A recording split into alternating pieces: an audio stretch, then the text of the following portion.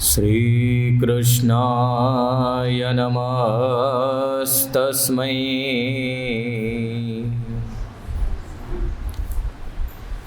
यः साक्षात् धर्मनन्दनः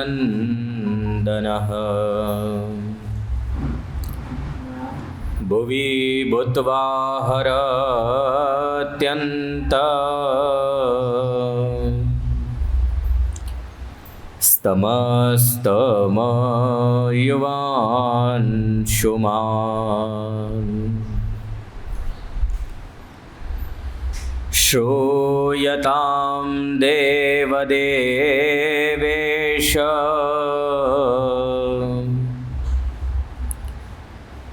स्वामिनारायण प्रभो। त्वदीयेनावधानेन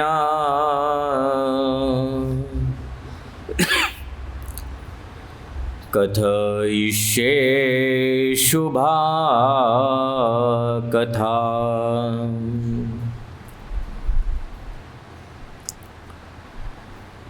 वागर्थाविव सम्पृक्तौ वागर्थ प्रतिपत्तये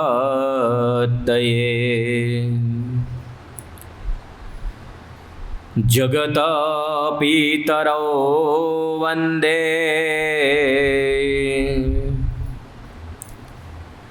पार्वती परमेश्वरौ।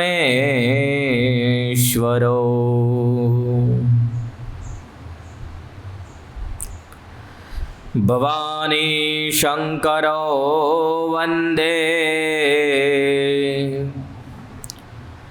श्रद्धा विश्वासरूपिणौ।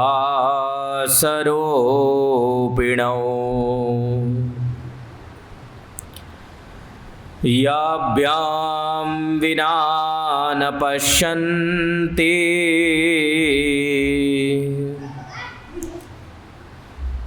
सिद्धा स्वान्ततमीश्वरम्।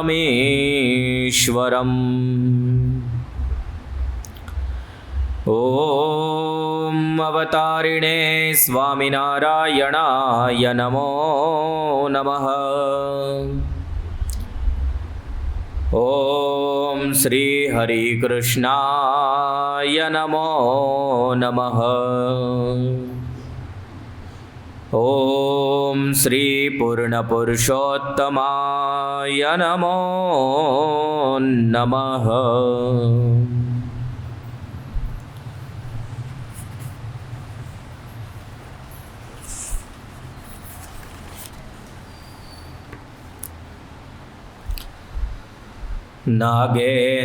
नागेन्द्रहाराय त्रिलोचनाय भस्मांगरागाय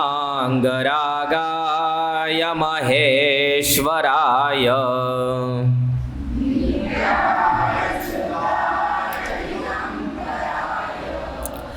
तस्मै नकाराय नमः शिवाय।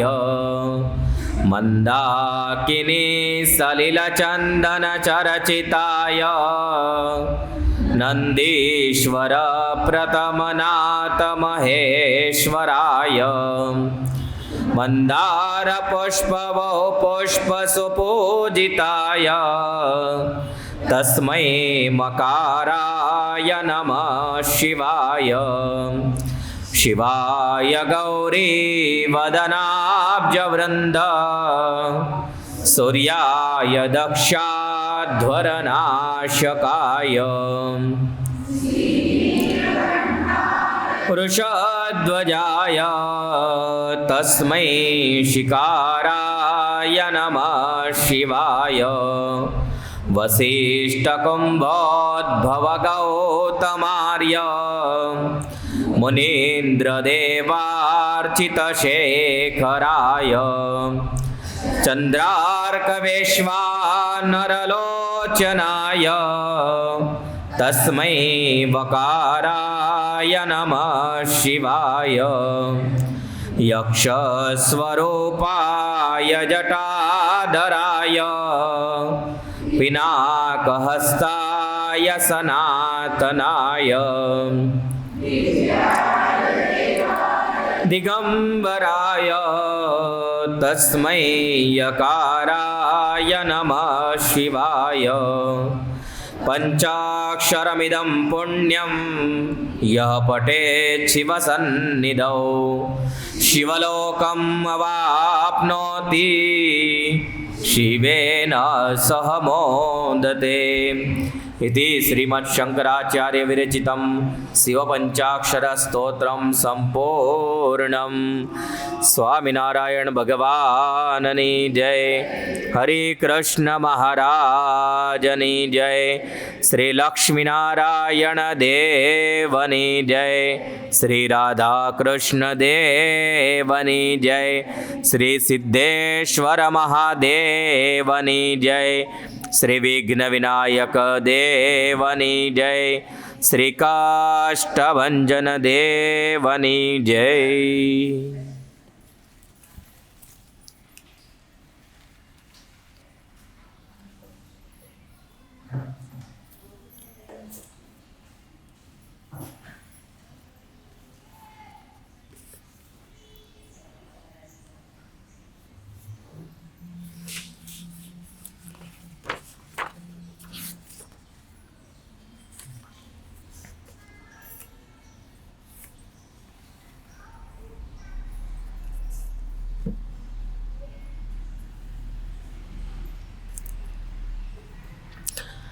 गेल्या कालच्या कथेत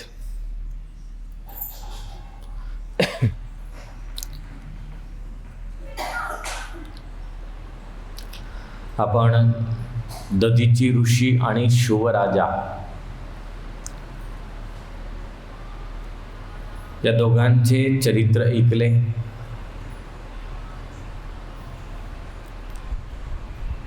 त्यानंतर भगवान शिव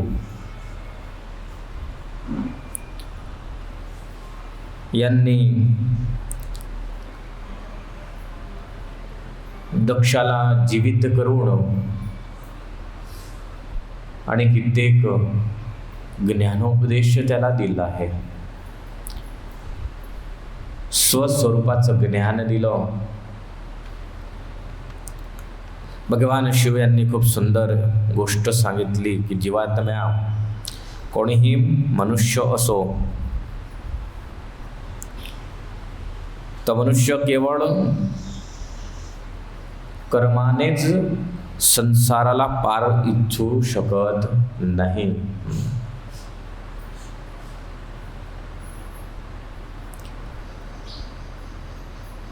संसार सागराला पार करायचं असेल तर त्यासाठी भगवान म्हणतात की त्याला परमेश्वराची प्राप्ती अवश्य जरुरी आहे।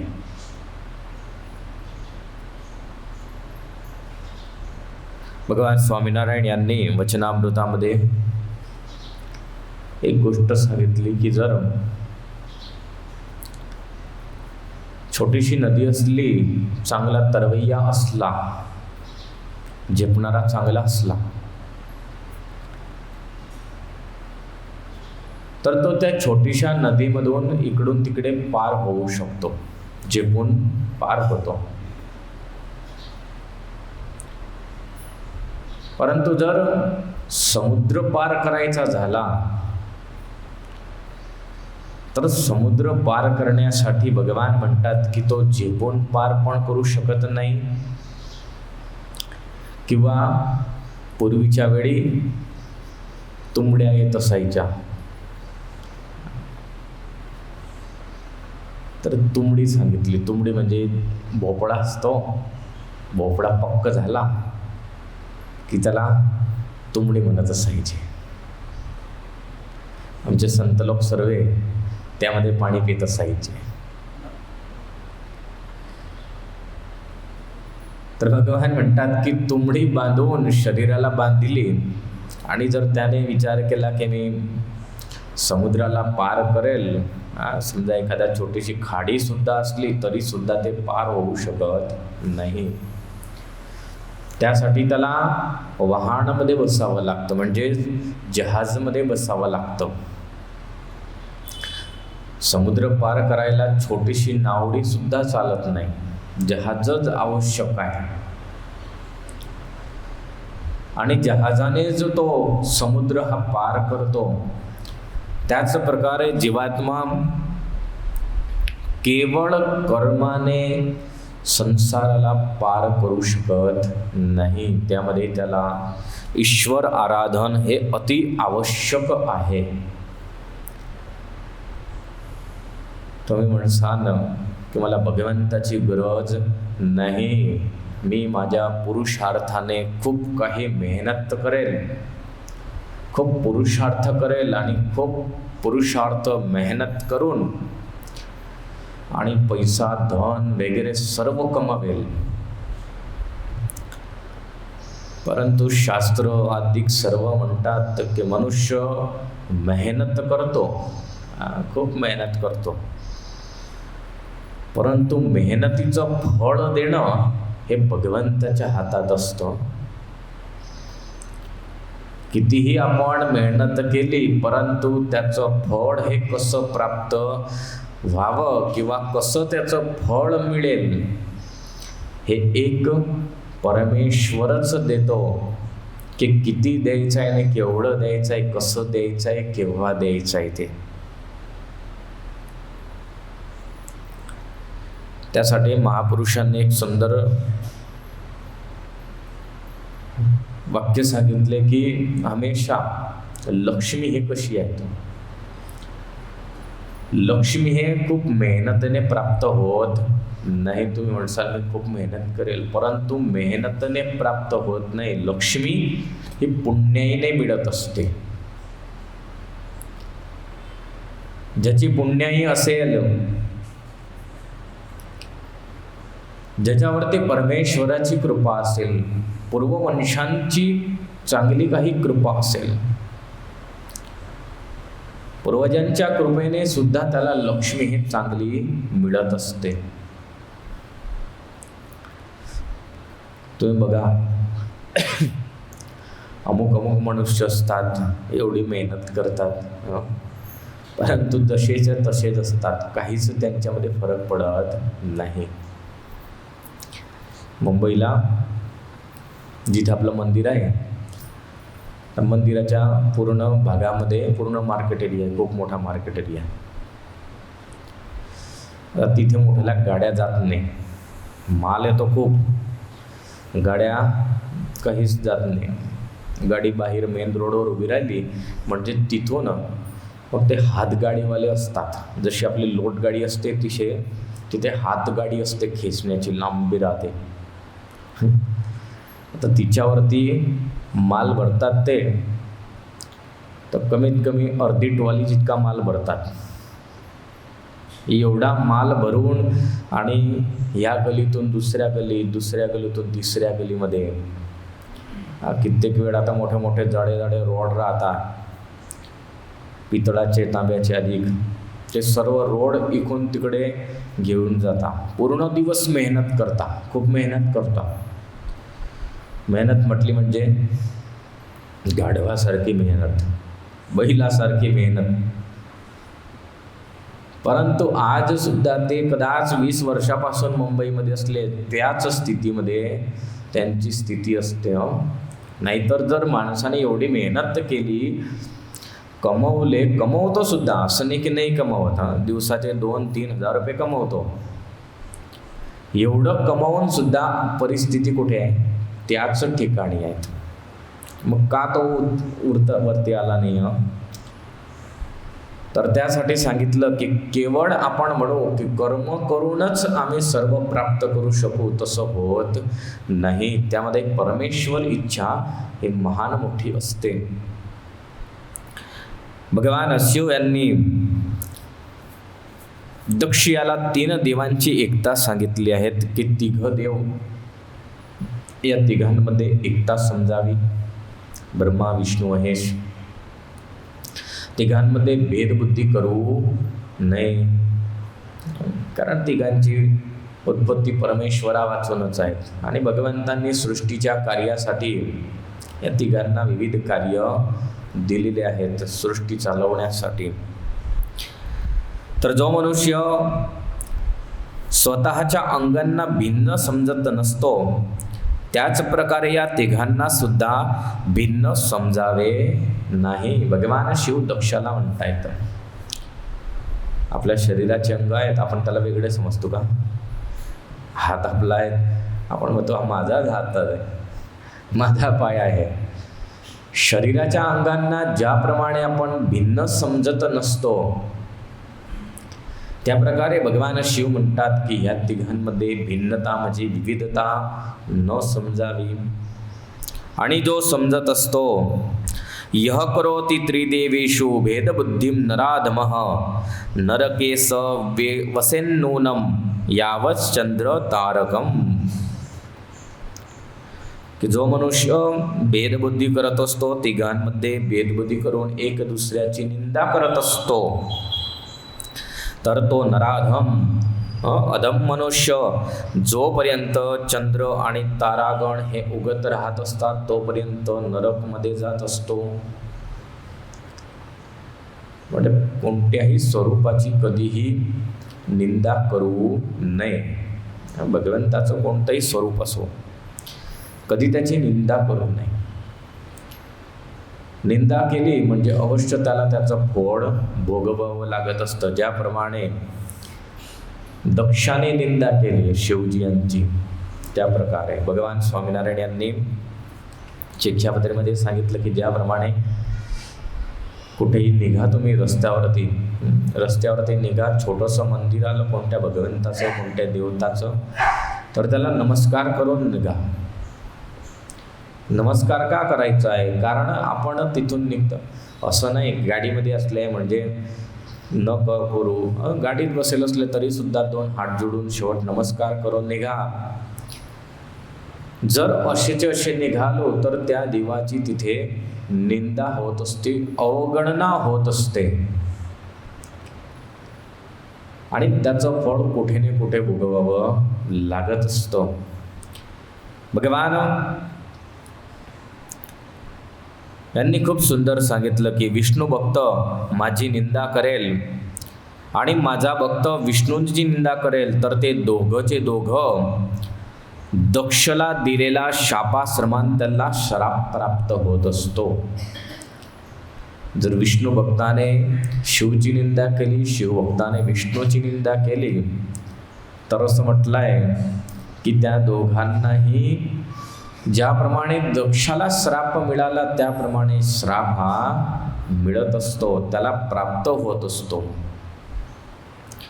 त्यानंतर भगवान शिव यांनी खूप काही उपदेश दिला. उपदेश देऊन देवतांनी प्रार्थना केली की प्रभू आता दक्ष याचा गर्व होता हा नाहीसा झाला, सर्व झालं, परंतु जो यज्ञ अधुरा राहिलेला आहे, अपूर्ण यज्ञ आहे, त्या यज्ञाची पूर्णाहुती तुम्ही करा. त्यानंतर पुन्हा सर्व ऋत्विज सर्वचे सर्व बसून आणि यज्ञ हा पूर्ण केला आहे. यज्ञ पूर्ण करून त्यामध्ये शिवजी यांचा जो काही भाग होता शिवजी यांना दिला. सर्व देव हे स्वस्थानी गेले आहेत. स्वस्थानी गेल्यानंतर इकडे नारद महर्षी ब्रह्माजी यांना विचारतायत की हे ब्रह्मन, हे सर्व तुम्ही कथन मला ऐकवलं, परंतु त्यानंतर सती हे कुठे गेली आहेत?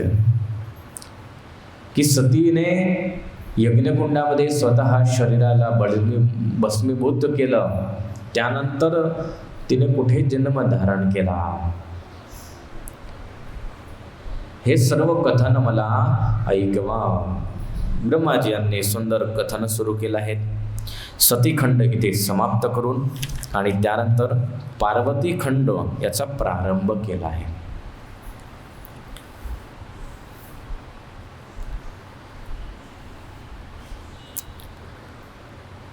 नारदजी यांनी ब्रह्माजी यांना प्रश्न विचारला. दक्षायणी सती देवी त्यक्तदेहा पितोर्मुखे कथम गिरिजासुता ब्रह्मन् बभूव जगदांबिका।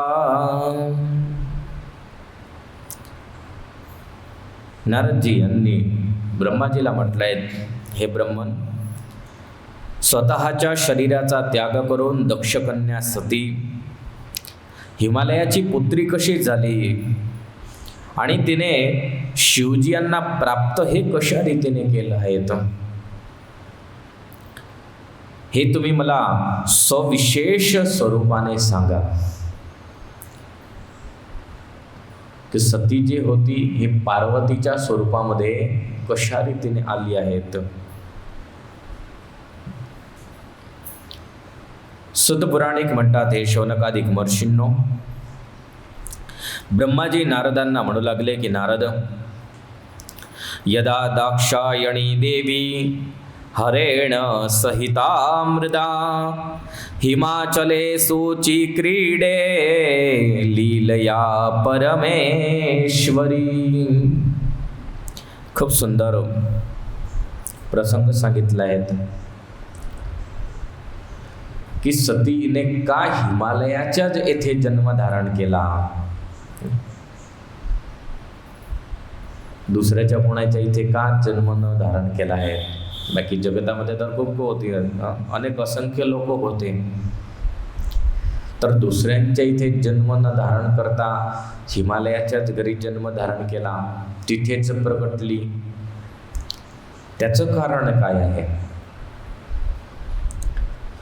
ब्रह्माजी म्हणू लागले की नारद,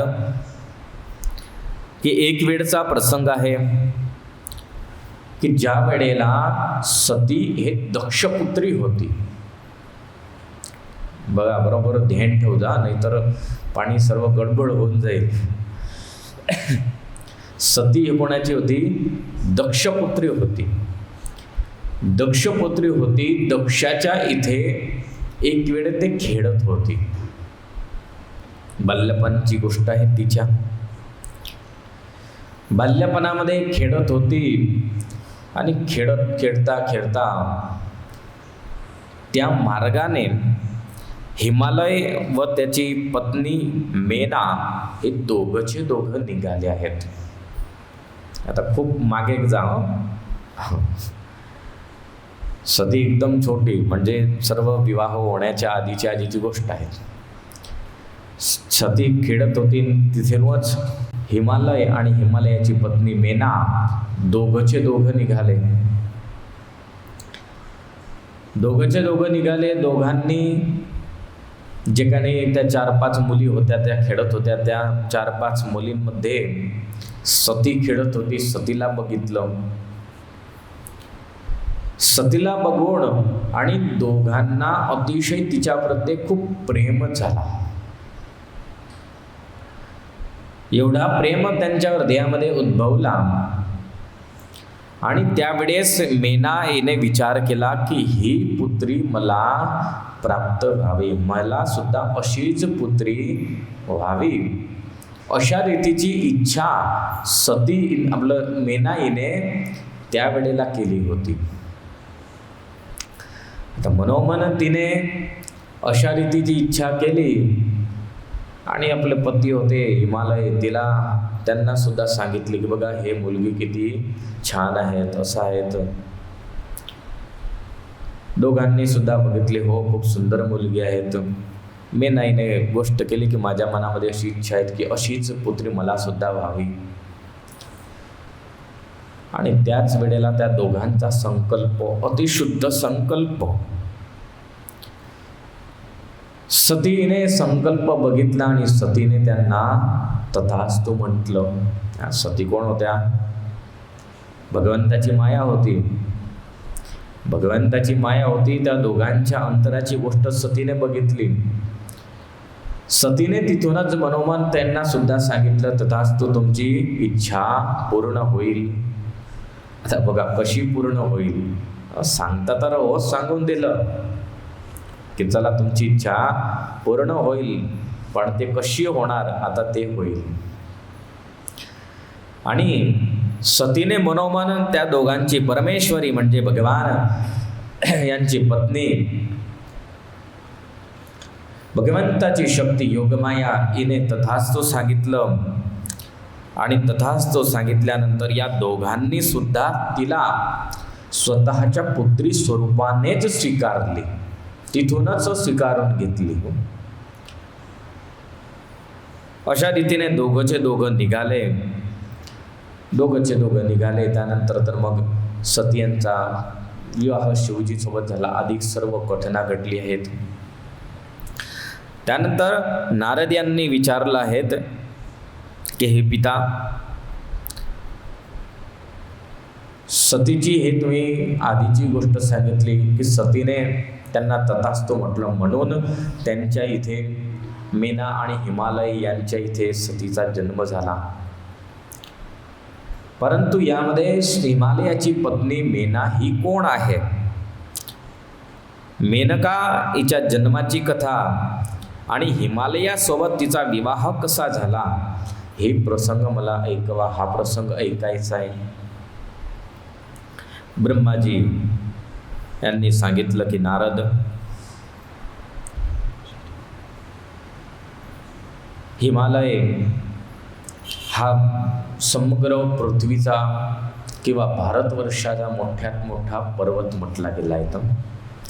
अस्तुत्तरस्यां दिशि वै गिरिचो हिमवान महान पर्वतो हि मुनिश्रेष्ठ महातेजा समृद्धिभाक. हिमालयाचं सुंदर वर्णन सांगितलं की हिमालय हा कसा आहे. अस्तुत्तरस्यां दिशि, उत्तर दिशेमध्ये पर्वतांचा राजा हिमालय हा महान मोठा पर्वत आहे, जो महान तेजस्वी समृद्धिशाली अनेक रत्नांच्या खाणींनी युक्त आणि पूर्वपासून तर पश्चिमेपर्यंत समुद्रामध्ये प्रवेश करून उभा आहेत.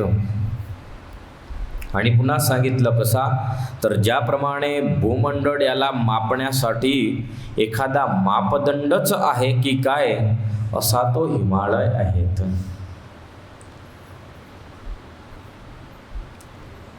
सतपुराणिक यांनी सुंदर हिमालयाचं इथे वर्णन सांगितलं.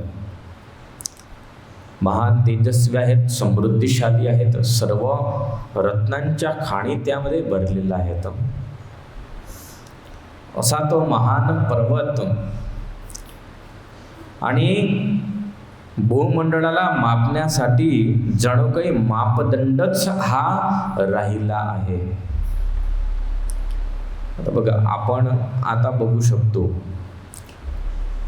कदाच मॅपद्वारा किंवा कोणत्या उंच स्थानकाद्वारा की याची हिमालयाची इथून तर इथपर्यंतची अवधी आहे.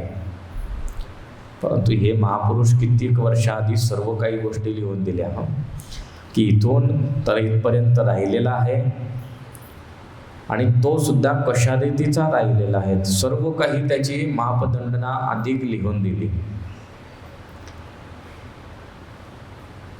ब्रह्माजी म्हणतात की नारद, अनेक वृक्षांनी युक्त आहे, अनेक शिखर त्यावरती आहेत, वन्य प्राणी राहत असतात, देवता राहत असतात, ऋषी सिद्ध अनेक तपस्वी तिथे तप करत असतात. असा महान पर्वत आहेत. म्हणून तुम्ही हरिद्वारच्या पुढे निघा, ऋषिकेश पासून पर्वत सुरू झाला म्हणजेच तिथे लिहिण्यात येतं हे देवभूमी आहे. काय आहे? देवभूमी लिहिण्यात येते. समग्र हिमालयाला देवभूमी म्हटली आहेत कारण त्यावरती सर्व देवतांचे स्थान राहिलेले आहेत. अनेक देवता तिथे राहून आणि भगवंताची आराधना करतात. ऋषी महर्षी तपस्वी आज सुद्धा असे कठोर तप करणारे तपस्वी त्यामध्ये विराजमान आहेत की जे तप करून आत्मकल्याण हे पूर्ण करत असतात. त्याने सांगितलं की तपाला शीघ्र सिद्धी देणारा असा तो हिमालय हा पृथ्वीवरती राहिलेला आहे. आता केवळ पर्वत आहे असाच नियम, परंतु हिमालय हा मूर्तमंत स्वरूपाने सुद्धा आहे. आपण म्हणू की केवळ केवळ पर्वतासारखाच आहे, तसं नव्हे. आपल्या शास्त्रांमध्ये जे कोणी सर्व पर्वत होते, पर्वत जेवढे आहेत तेवढे, त्यानंतर नदी आदी सर्व हे एक बाह्य स्वरूपाने अशा रीतीचे आपल्याला जड स्वरूप दिसतात, परंतु एक स्वरूपाने तर ते आपल्यासारखे मूर्तिमंत आहे. आणि त्या हिमालयाला एक वेळ विवाह करण्याची इच्छा झाली आहे. तर हिमालयाला विवाह करण्याची इच्छा झाली. आता हिमालयाला इच्छा झाली म्हणून हिमालयाने देवतागण यांना सांगितलं. देवतागण यांनी विचार केला की हिमालयाशी लग्न कोण करेल. त्यासाठी देवतागण यांनी विचार करून आणि सर्व पितृ होते त्या पितरांजवळ हिमालय गेले आणि त्या पितरांची ज्येष्ठ कन्या मेनका नावाची होती, तिचा विवाह हिमालयाशी करविला आहे. पितरांची ज्येष्ठ कन्या मेनका आणि हिमालय या दोघांचा विवाह ब्रह्मा आदी सर्व देवतांनी सर्व रीतीने पार केला. विवाह खूप धूमधामेने झाला. सर्वांना खूप काही आनंद झाला. त्यानंतर मेनका आणि हिमालय हे आपल्या स्थानकावरती राहू लागले आहेत. ब्रह्माजी म्हणतात की नारद, मी तुम्हाला हिमालयाचे विवाहाची कथा ऐकवली. आता ऐका. नारद यांनी विचारलंय की मला जन्माची कथा सांगा. मेनका ही कोण होती? बघा, एक कथेमधून खूप सुंदर 2-3 कथा निघणार आहेत. मेनका हिचा जन्म कसा झाला, मेनका हे पितरांची पुत्री हे कशी झाली, आणि त्यामध्ये सांगितलं की मेनका हे कोण होती? ज्येष्ठ कन्या होती पितरांची. तर त्याशिवाय दुसऱ्या कोण बहिणी तिला होत्या, त्या सर्वांचं आम्हाला कथन ऐकवा.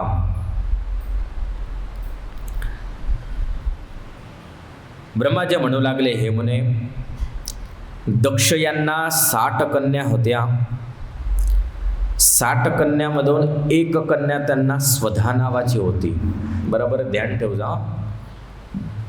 कोणाची आहे? दक्षांची गोष्ट. बरोबर, मी आधी तुम्हाला सांगितलं होतं की दक्षाला 60 कन्या होत्या, त्यामध्ये सर्व त्याने विविधांना दिल्या. एक स्वधा नावाची कन्या होती. ती स्वधा नावाची कन्या पितरांना दिली होती, पितृयाला दिली होती. पितरांशी तिचा विवाह झाला होता आणि पितरांशी तिचा विवाह झाल्यानंतर त्या स्वधा आणि पितृ या दोघांना 3 कन्या झाल्या. त्यामध्ये ज्येष्ठ कन्या मेना, त्यानंतर मधली कन्या होती धन्या आणि छोटी कन्या होती कलावती. अशा रीतीने 3 कन्या त्यांना पितरांना होत्या. एक वेळचा सुंदर प्रसंग आहेत की एक वेळ त्या तिघ कन्या श्वेतदीपमध्ये भगवान विष्णू यांच्या दर्शनासाठी गेली आहेत. तिघ कन्यांना विचार झाला की भगवंताचं दर्शन करू. तिघच्या तिघ बहिणी भगवंताच्या दर्शनासाठी गेल्या. एकस्मिन् समये तिस्रो भगिन्यस्ता मुनीश्वरः श्वेतदीपं विष्णुलोकं जगमुर्दर्शन हेतवे. भगवंताच्या दर्शनाच्या हेतूने, भगवंताचं दर्शन कित्येक दिवसांपासून घडलं नसेल किंवा विचार झाला की चला भगवान विष्णू यांचं दर्शन करूया, आणि अशा हेतूने भगवंताच्या श्वेतदीप नावाचं धाम आहेत. त्या श्वेतदीप धामामध्ये तिघचे तिघ कन्या गेल्या. भगवंताच्या दर्शनासाठी तिथे थांबल्या. भगवंताचं दर्शन घडलं नसेल का, जे असेल काही तिथे प्रसंग असेल, विचार केला की आपण भगवंताच्या दर्शनासाठी आलो आहोत, तर आता दर्शन झालं म्हणजे मगच इथून जाऊ. भगवंताचं जोपर्यंत दर्शन घडलं नाही तोपर्यंत त्या तिघचे तिघ तिथेच राहिल्या. आणि त्यामध्ये प्रसंग असा घडला, ब्रह्माजी यांचे मानसपुत्र सनकादिक होते. हे सनकादिक सुद्धा भगवंताच्या दर्शनासाठी आले आहेत. भगवंताच्या दर्शनासाठी सनकादिक सुद्धा आले. आता शर्यतीने जसे तुम्ही बसले, सर्व बसलेले होते, पुरुष भागामध्ये पुरुष, स्त्रियां भागामध्ये स्त्रिया अधिक. भगवंताच्या दर्शनाची काही वेळ असेल, भगवंताच्या दर्शनासाठी, आणि त्याच वेळेला सनकादिकांचं आगमन झालं. सनकादिकांचं आगमन झालं. सर्व जीव कोणी त्या सभामध्ये बसलेले होते, सर्वचे सर्व उभे झाले. कारण सनकादिक होते. सनकादिक दिसायला छोटे छोटे बाळक आहेत, परंतु भगवंताचे, ब्रह्माजी यांचे मानसपुत्र आहेत आणि भगवंताचे संत पुरुष आहेत.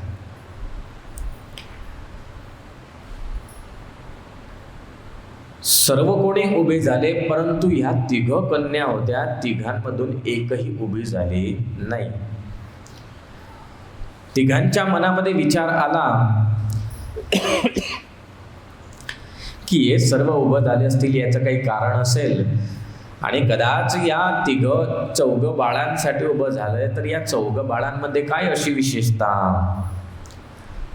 त्यांनी एक लौकिक भावाने विचार केला की हे चौघचे चौघ आले कसे आहे, तर बाळक दिसताय, बाळक दिसताय आणि बाळकांसाठी उभं व्हावं, त्यांना एवढा मोठा मान सन्मान द्यावा.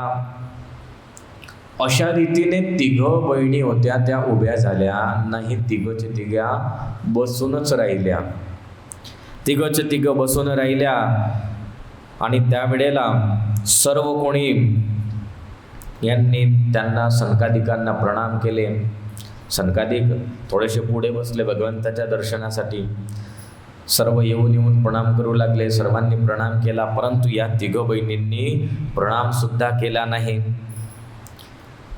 अशा रीतीने एक नंतर एक 2-3 प्रकाराचे अनुभव, म्हणजे अपमानजनक अनुभव सनकादिकांनी बघितले.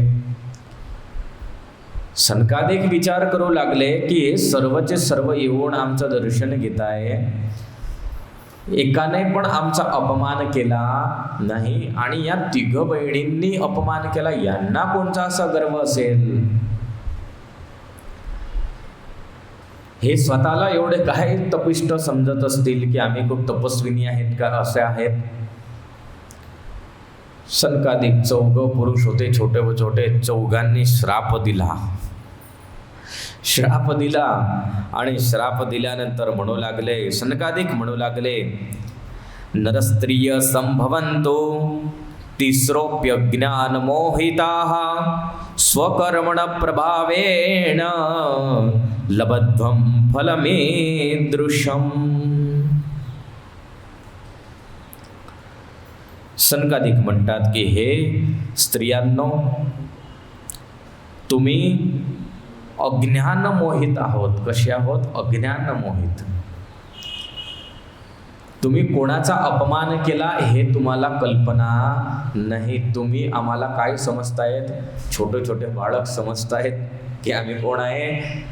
छोटे छोटे बाळक आहेत, परंतु आम्ही बाळक नाही. आमचं वय दिसायला बाळकासारखं आहे, परंतु आम्ही बाळक नाहीत. तुम्ही आम्हाला ओळखलंच नाही आम्ही कोण आहे. तुम्ही आमचा अपमान केला तर ठीक आहे, परंतु सर्वचे सर्व प्रणाम करत होते, तरी सुद्धा तुम्ही उभे झाले नाही. आता सर्व बसलेले होते, त्यामध्ये असं नव्हतं की सर्व कोणी युवानच पुरुष असतील, कोणी वृद्ध होते, तपस्वी मुनी अधिक सर्व होते. सनकादिक म्हणू लागले, हे सर्व ऋषी महर्षी अधिक सर्व येऊन आम्हाला प्रणाम करत होते, परंतु तरी सुद्धा तुम्ही तुमच्या अज्ञान मोहेने उभे झाले नाही आणि आमचं दर्शन सुद्धा केलं नाही, सर्वांमध्ये आमचा अपमान केला. म्हणून आम्ही चौघचे चौघ तुम्हाला श्राप देतो की तुम्ही नरस्त्रिया व्हा. नरस्त्रिया म्हणजे सामान्य स्त्री तुम्ही व्हा आणि स्वकर्म प्रभावेनं तुमच्या ह्या कर्माच्या प्रभावाने तुम्ही अवश्य फळ याचं भोगवणार, या तुमच्या कर्माचं फळ तुम्हाला भोगवावं लागेल. अशा रीतीने श्राप दिला. तिघचे तिघ कन्या यांना खूप पश्चाताप झाला की आपण यांना ओळखलो नाही, यांचा अपमान केला, आता काय करावं. शेवट तिघ कन्या आल्या येऊन आणि चौघ पुरुष होते. सनकादिक यांची स्तुती केली आणि सांगितलं, तुम्ही तर संत पुरुष आहात, संत पुरुषांना मान अपमान काही असत नसतो. अनेक प्रकाराची स्तुती केली आणि सांगितलं की या श्रापातून आम्हाला मुक्त करा.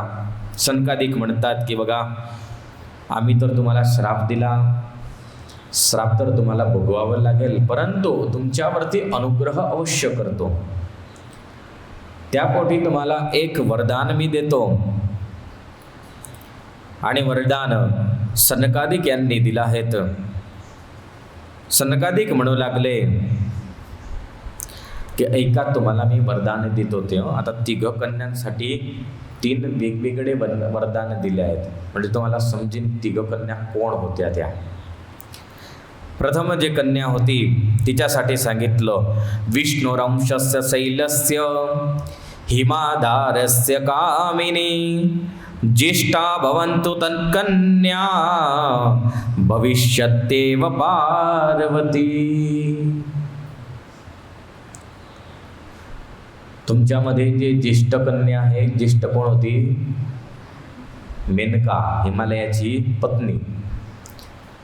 तर सांगितलं की तुमच्यामध्ये जे ज्येष्ठ कन्या आहे ते ज्येष्ठ कन्या विष्णूचे अंशभूत असे हिमालय यांची पत्नी होईल. वरदान देण्याचं सांगितलं, काहीतरी कृपा करण्याची सांगितली. तर सनकादिकांनी कृपा केली आणि सांगितलं की विष्णुरंशस्य शैलस्य, विष्णूचा अंश असा हिमालय, या हिमालयाची पत्नी म्हणून तुमच्यामध्ये जे ज्येष्ठ आहे ते ज्येष्ठ हिमालयाची पत्नी होईल. आणि हिमालयाची पत्नी होसाल त्यापेक्षा पण एक श्रेष्ठ वर तुम्हाला देतो की तुमच्या येथे म्हणजे तुझ्या येथे पार्वतीचा जन्म होईल. कोण होईल? पार्वतीचा जन्म तुझ्या येथे होईल. म्हणजे मेनाला आशीर्वाद दिला, हिमालयाची पत्नी होशील आणि हिमालयाच्या योगे तुमच्या दोघांच्या इथे पार्वती जन्म घेईल. आणि पार्वती हे कोणी सामान्य नव्हे, परंतु पार्वती साक्षात भगवंताची शक्ती आहे. ते शक्ती तुमच्या इथे जन्म धारण करेल, अशा रीतीचा एक आशीर्वाद दिला. त्यानंतर बघ, दुसरी जे मधली कन्या होती तिला आशीर्वाद दिला आणि म्हणू लागले, धन्या प्रिया द्वितीया तू योगिनी जनकस्य च तस्या कन्या महालक्ष्मीर नामना सीता भविष्यति. आता मधली कन्या होती तिचं नाव होतं धन्या. मोठी कन्या होती मेनका, दुसरी होती धन्या. त्या धन्येला सांगितलं की तू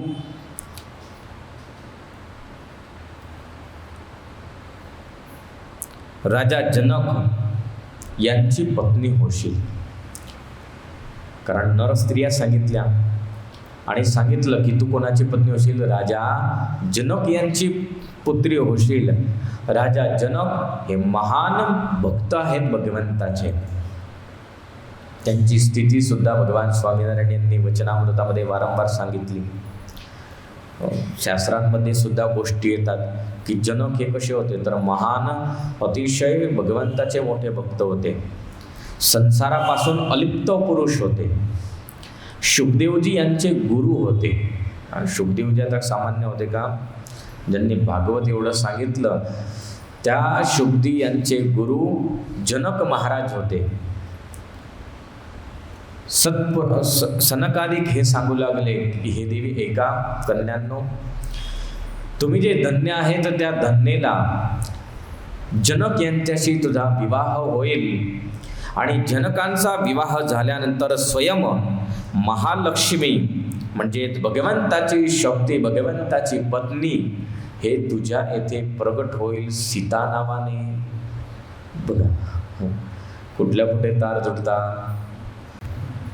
आणि सांगितलं सीता हे तुमच्या येथे पुत्री स्वरूपाने प्रगट होईल. अशा रीतीचा दुसरी जी कन्या होती तिला आशीर्वाद दिला. आता राहिली तिसरी कन्या. तिसरी कन्या होती कलावती. त्या कलावतीला आशीर्वाद दिला. ऋषभानस्य वैश्यस्य कनिष्ठा च कलावती भविष्यति प्रिया राधा तत्सुता द्वापरांतत. सनकादिक म्हणू लागले की हे कन्यांनो, तिसरी कलावती जी अति लहान आहेत, छोटी आहेत, तिचा जन्म हा पृथ्वी तळावरती होईल आणि द्वापरांतत द्वापर युगच्या अंतच्या वेळी की ज्यावेळेस द्वापर युग पूर्ण होईल त्यावेळेला तो एक वैश्य वृषभानु नावाचा त्याच्यासोबत विवाह करशील. वृषभानु नावाचा वैश्य होता. त्याच्यासोबत तुझा विवाह होईल. त्याच्यासोबत विवाह होईल आणि तुझ्या येथे द्वापर युगाच्या अंतमध्ये स्वयं राधाजी प्रगट होतील. भगवंताची पत्नी तिघच्या तिघा. बघा कसं वरदान दिलं. कदाच अपमान झाला तर झाला, परंतु तिघांना वरदान एवढं छान दिलं आहे. आणि सांगितलं की तुझ्या इथे राधाईचा जन्म होईल. अशा रीतीने तिघांवरती कृपा केली. तिघांवरती कृपा केली आहेत. त्यानंतर सांगितलं आहे तर पुन्हा की आता विशेष तुम्ही ऐका की तुम्ही भागशाळी कशा होसाल. सनकादिक म्हणू लागले हे कन्यांनो, कलावती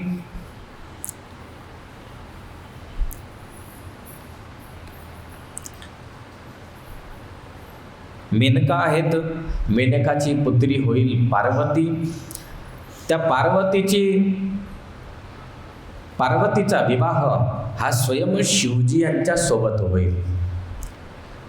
म्हणजे तुमचा जावाई कोण होईल? शिवजी होईल. अशा रीतीचं एक वरदान दिलं. त्यानंतर सांगितलं धन्या नावाची की तुला सीता नावाची कन्या होईल. स्वयं महालक्ष्मी ती असेल. ते सीता नावाची कन्या महालक्ष्मी तिच्याशी भगवान राम हे अवतार धारण करतील. भगवान राम स्वरूपाने अवतार धारण करून आणि तिच्याशी विवाह करतील. त्यानंतर सांगितलं कलावती जे छोटी होती तिला आशीर्वाद दिला की तू ऋषभानूची पत्नी होशील, परंतु तुझ्या येथे भगवंताची शक्ती राधा हे प्रकट होईल आणि तिचा विवाह ज्यावेळेस द्वापर युगामध्ये भगवान श्रीकृष्ण प्रभू प्रागट होतील आणि तेच परमात्मा तुझ्या पुत्रीशी विवाह करतील. अशा रीतीचा एक सुंदर पुन्हा आशीर्वाद दिला. म्हणजेच राधाचा विवाह भगवान श्रीकृष्ण यांच्याशी, सीताचा भगवान रामचंद्र प्रभूशी आणि पार्वतीचा शिवजी यांच्यासोबत. अशा रीतीने तिघांचा विवाह भगवंताशी होईल अशा रीतीचा आशीर्वाद दिला. परंतु शेवट सांगितलं गुप्त स्नेह निबद्धा सा कृष्ण पत्नी भविष्यती. कलावतीला सांगितलं की कलावती ऐक, राधा भगवंताची पत्नी होईल, परंतु कशी पत्नी असेल? तर गुप्त स्नेह निबद्ध असा, अति गुप्त वेशामध्ये भगवंताची पत्नी राहील. ते जाहीर वेशामध्ये भगवंताची पत्नी राहणार नाही. बघा तुम्ही भागवतामध्ये कुठेच त्यांच्या दोघांची गोष्ट येत नाही. कारण पूर्वी काळी जी काही घटना घडली असेल त्या घटनाच्या कारणी ऋषियांनी सांगितलं, संकादिकांनी, की राधा भगवंताची शक्तीच आहे, भगवंताचीच पत्नी आहे, परंतु त्या दोघांचा विवाह कसा राहील? गुप्त राहील, जाहीर होणार नाही. अशा रीतीचा एक पुन्हा वरदान दिला. त्यानंतर सनतकुमार हे तिथून निघाले आहेत. सनतकुमार निघून अंतर्ध्यान झाले.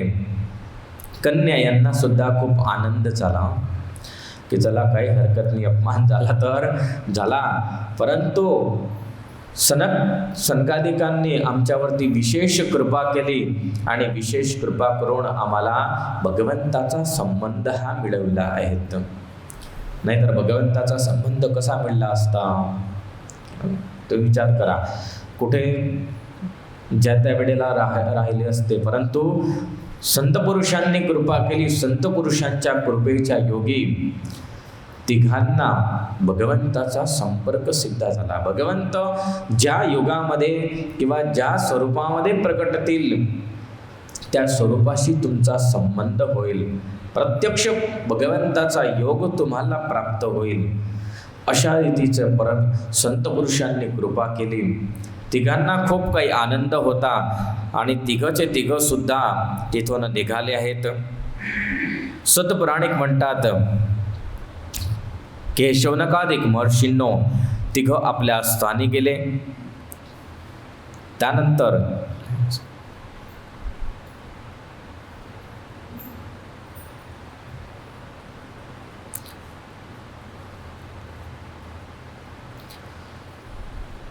सर्व देवता होते. सर्व देवता यांना एक चिंता होती. पूर्वीच्या वेळी तुम्ही सुद्धा ते बघितलं होतं की ज्या वेळेला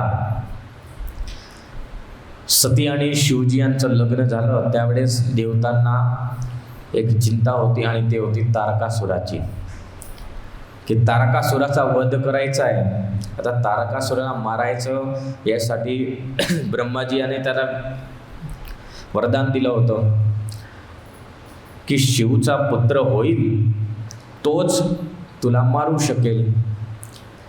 मग नंतर तर मोठं महाभारत घडून गेलं. सतीने अग्नीमध्ये आपलं शरीर पडून भस्मीभूत केलं. देवतांना चिंता झाली. देवतांनी विचार केला की आता कसं होईल? सती तर आहे नाही, आता सती नाही आणि सती हे कुठे जन्म धारण करतील आणि त्यांचा विवाह कसा होईल? तर जो हा पूर्वप्रसंग होता, देवतांनी समग्र पूर्वप्रसंग समजला की सनतकुमार यांनी अशा रीतीने मेनका हिला आशीर्वाद दिला आहे आणि मेनका ही हिमालयाची पत्नी आहे. एवढंच नव्हे तर परंतु ब्रह्माजी यांनी सुद्धा देवांना सांगितलं की देवतांनो, पूर्वीच्या वेळी सुद्धा हिमालय आणि मेनका या दोघांनी संकल्पना केली होती की हे सती आमच्या इथे पुत्ररूपाने प्रगटेल.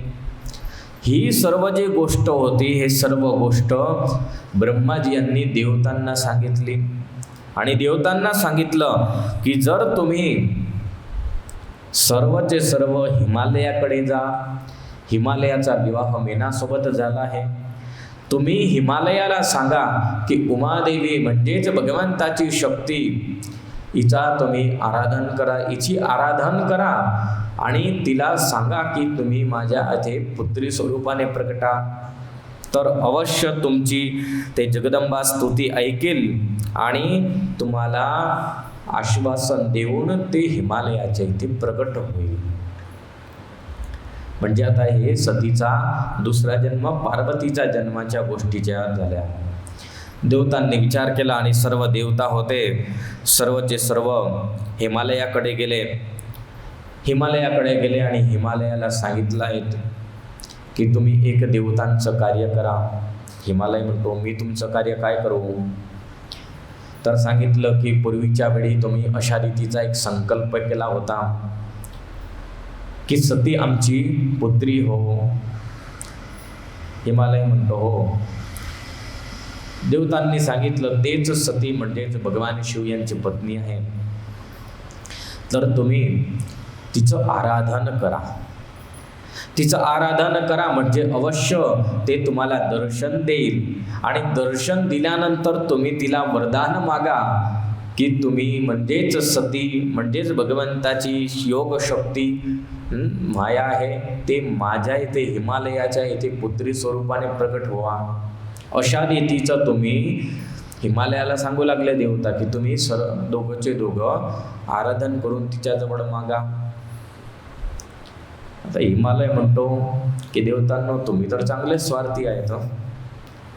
तुमचं कार्य करायचं आहे, तुमचं कार्य करण्यासाठी मला आराधन करायचं, मी आराधन करेल, मी तपश्चर्या करेल.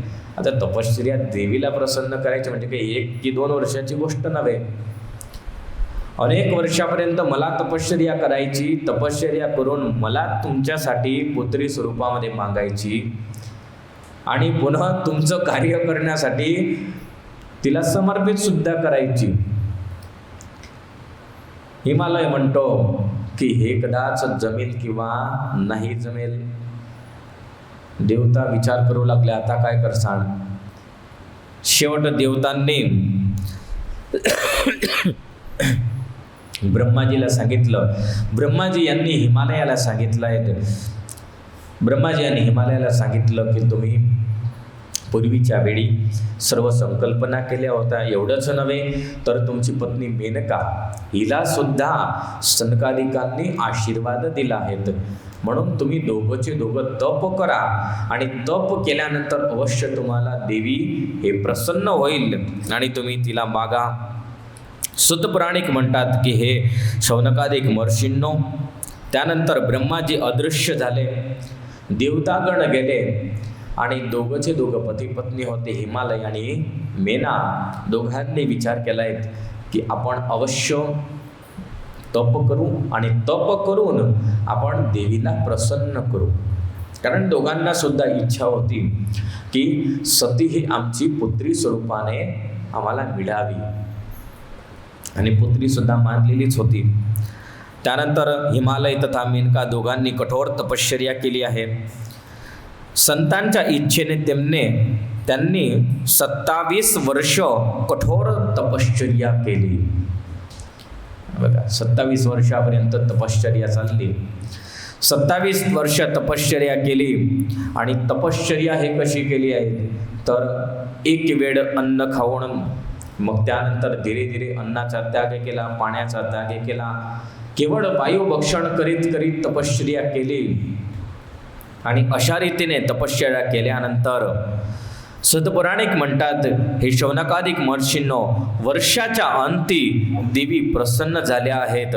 देवी प्रसन्न झाल्या आणि देवी यांनी वरदान मागण्याचं सांगितलं की तुम्ही दोघंचे दोघं खूप कठोर तप केलं आहे, बोला तुमची काय इच्छा आहे, काय तुम्हाला वरदान हवं आहे.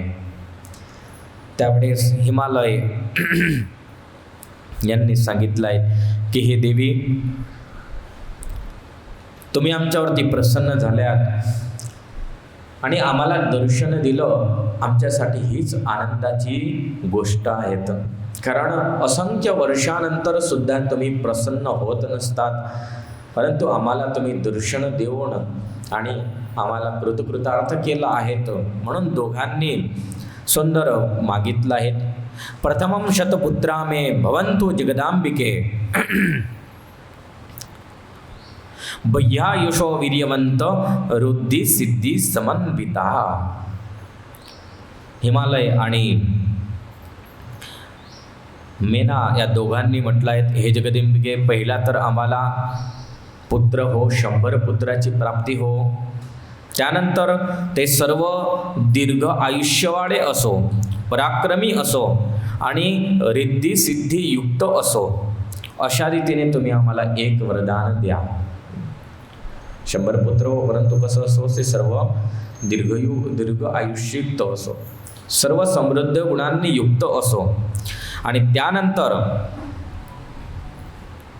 ते सर्वचे सर्व देवांचं कार्य करण्यामध्ये सुद्धा सक्षम असो आणि तुम्ही सुद्धा देवतांचं कार्य करण्यासाठी आमच्या इथे पुत्री स्वरूपाने आम्हाला प्राप्त व्हा, अशी एक आमची इच्छा आहे. देवी यांनी त्यांना वरदान दिलं आणि सांगितलं की ज्याप्रमाणे तुम्ही आम्हाला माझ्याजवळ मागितलं आहे त्याच प्रकारे तुम्हाला सर्व काही वरदान हे प्राप्त होतील. मीच तुमच्या इथे पुत्री स्वरूपाने प्रकट होईल, अशा रीतीचा देवीने आशीर्वाद दिला. आशीर्वाद देऊन देवी अदृश्य झाल्या.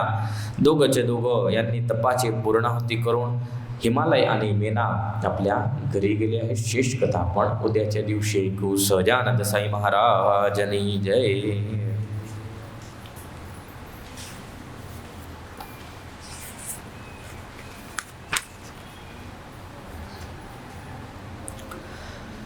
त्रिदलं त्रिगुणाकारं त्रिनेत्रं च त्रयायुधं त्रिजन्म पापसंहार मेकबिल्वं शिवार्पणं त्रिशाखैर्बिल्वपत्रैश्च यश्चिद्रैकोमलै शुभै शिवपूजां करिष्यामि एकबिल्वं शिवार्पणम् अखण्डबिल्वपत्रेण पूजिते नन्दिकेश्वरे शुद्धयन्ति सर्वपापेभ्यो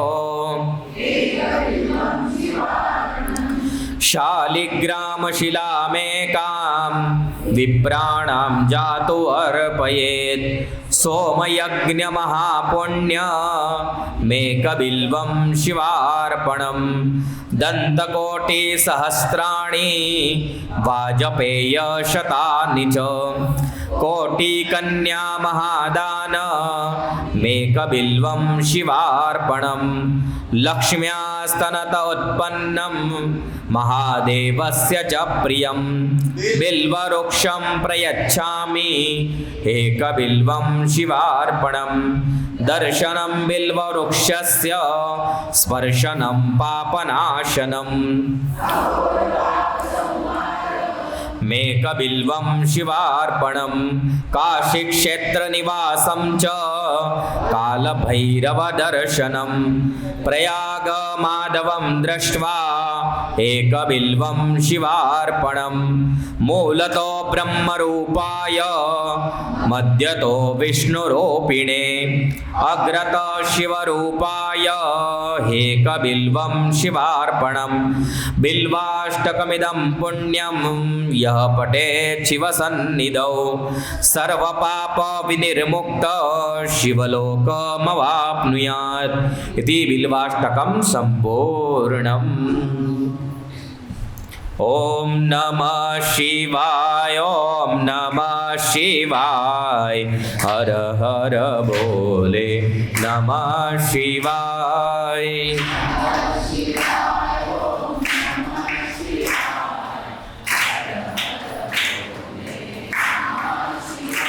ओम नमः शिवाय, ओम नमः शिवाय, हर हर बोले नमः शिवाय.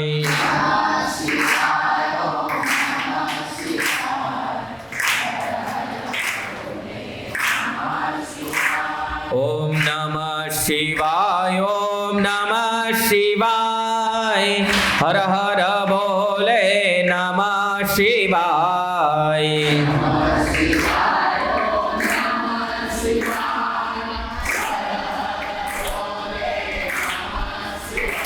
ओम नमः शिवाय, ओम नमः शिवाय, हर हर बोले नमः शिवाय.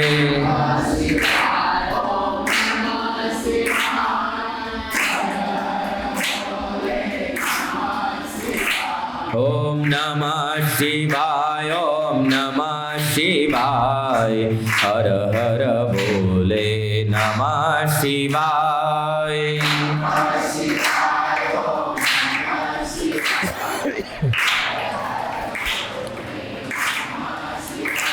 ओम नमः शिवाय, ओम नमः शिवाय, हर हर बोले नमः शिवाय.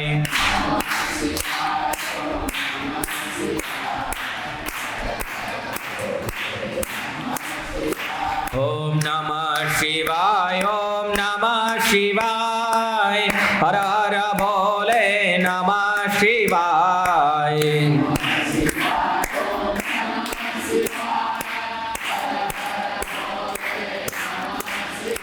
ओम नमः शिवाय ओम नमः शिवाय हर हर भोले नमः शिवाय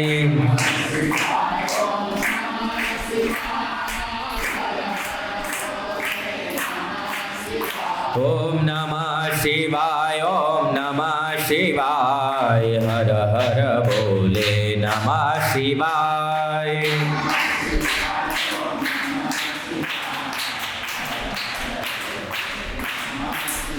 ओम नमः शिवाय ओम नमः शिवाय हर हर भोले नमः शिवाय